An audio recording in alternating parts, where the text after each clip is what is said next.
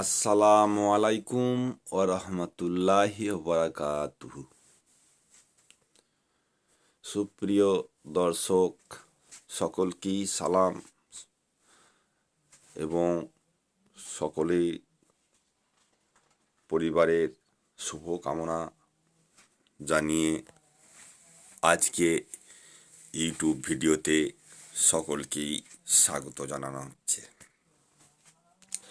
আপনারা জানেন যে বর্তমানে এই ইসলাম ধর্ম নিয়ে বেশ একটা অরাজকতা তৈরি হয়েছে। এই ধর্মকে কেন্দ্র করে দীপু ঘোষকেও হত্যা করে পোড়ানো হয়েছে। এই ধর্মের ওপর ধর্মে এই যে নিয়ে এইভাবে মানুষকে হত্যা করা, এগুলো কিন্তু শাস্ত্র বলে না। মানুষকে হত্যা করে কখনো ধর্ম হতে পারে না। আপনারা জানেন যে মানবতার সেবা করার জন্যই ধর্মের সৃষ্টি হয়েছে। মানবকে উন্নয়ন করার জন্য, মানুষের বিবেক বুদ্ধিকে সংযত করানোর জন্য ধর্মের উদ্ভব হয়েছে। ধর্ম মানুষকে ভালো পথে, শান্তি পথে রাখতে চায়। সেই ধর্মকে বিকৃত করে যদি মানুষকে হত্যা করে, মানুষের মধ্যে অশান্তি সৃষ্টি হয়, আসলে সে ধর্মটা ধর্মই নয়। তাই আপনাদের বারবার বলছি, আপনারা এইভাবে ধর্ম নিয়ে নিজেদের মতো করে নিয়ে ব্যবহার করবেন না। ধর্মটাকে ধর্মর জায়গায় থাকবে। আপনারা ধর্মর দ্বারা ধর্মটাকে কিভাবে মানবিকতার মতো করে ধর্মকে নিয়ে পরিচালনা করা যায়, সেই চেষ্টা করবেন। আগে মানুষ, তারপর ধর্ম। আগে মানুষ, তারপর ধর্ম। আপনাদের বারবার বলে যাই, আপনারা শুনবেন, তবেই কিন্তু আপনারা ধর্ম পালন করতে পারবেন। মানুষের জন্যই ধর্ম হয়েছে, ধর্মের জন্যই মানুষ হয়নি। এটা সবসময় জেনে রাখবেন, মানুষের জন্যই ধর্ম। তো আপনারা আগে মানুষকে দেখবেন, আপনার পাড়া প্রতিবেশী কেউ কষ্ট পাচ্ছে কিনা, কারো অভাব হচ্ছে কিনা, কেউ রোগগ্রস্ত হয়ে পড়ে আছে কিনা, কারো বিপদ আপদে হয়েছে কিনা, সেইগুলোর সমাধান করার জন্য আপনারা এগিয়ে আসুন। এটা হবে প্রধান ধর্ম পালন। তারপরে আপনি আপনার ঈশ্বরকে ডাকবেন। কিভাবে ডাকবেন সেটা আপনার ব্যক্তিগত ব্যাপার। আপনার ঈশ্বরকে ডাকা বা আল্লাহকে ডাকার জন্য অপর কারো ক্ষতি না হয়, সেই দিকটা দেখবেন। আবার আপনি কারো ক্ষতি না করে আপনার ওই ঈশ্বরকে ডাকার জন্য কারো ক্ষতি হচ্ছে কিনা, পারিপার্শ্বিক ক্ষতি হচ্ছে কিনা, সেটাও দেখতে হবে। যদি ক্ষতি হয়, সেই ধরনের ঈশ্বরকে ডাকার রাস্তা পরিবর্তন করতে হবে। তো আপনারা জানেন যে বর্তমানে বহু মৌলানা ধর্ম প্রচার করতে গিয়ে একে ওকে, এই সম্প্রদায়কে, অমুক মানুষকে, কোনো ব্যক্তিগতভাবেও মানুষকে আঘাত দেয়।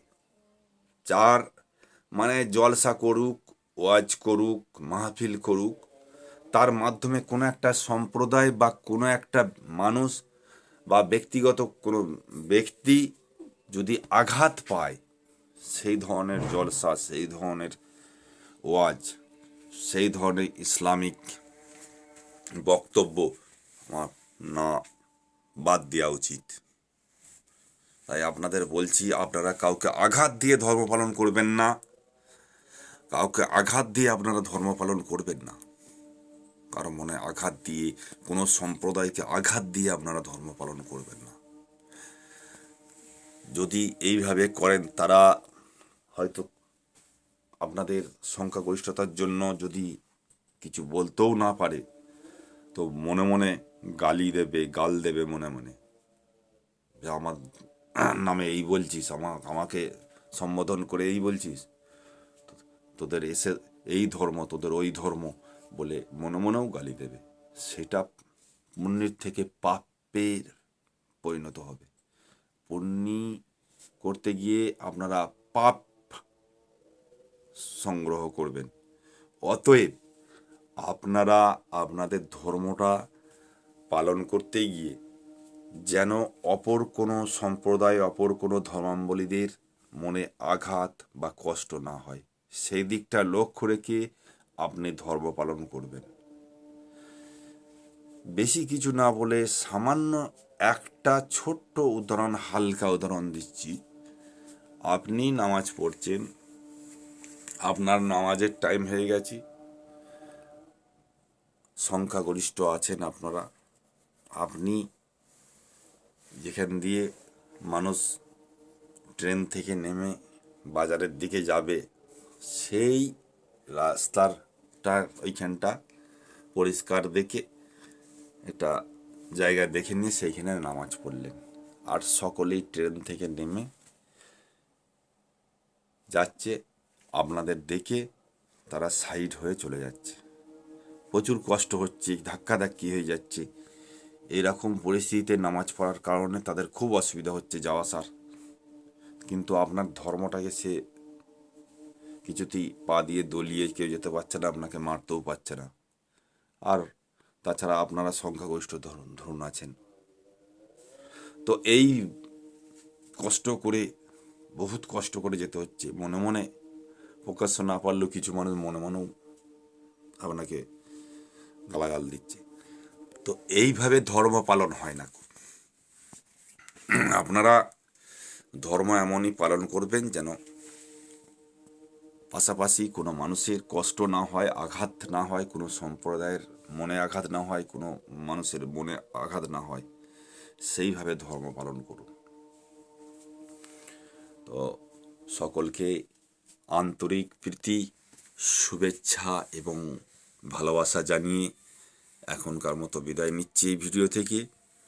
দেখা হবে পরবর্তী ভিডিওতে। ততক্ষণ পর্যন্ত আপনারা ভালো থাকুন, সুস্থ থাকুন। খোদা হাফেজ।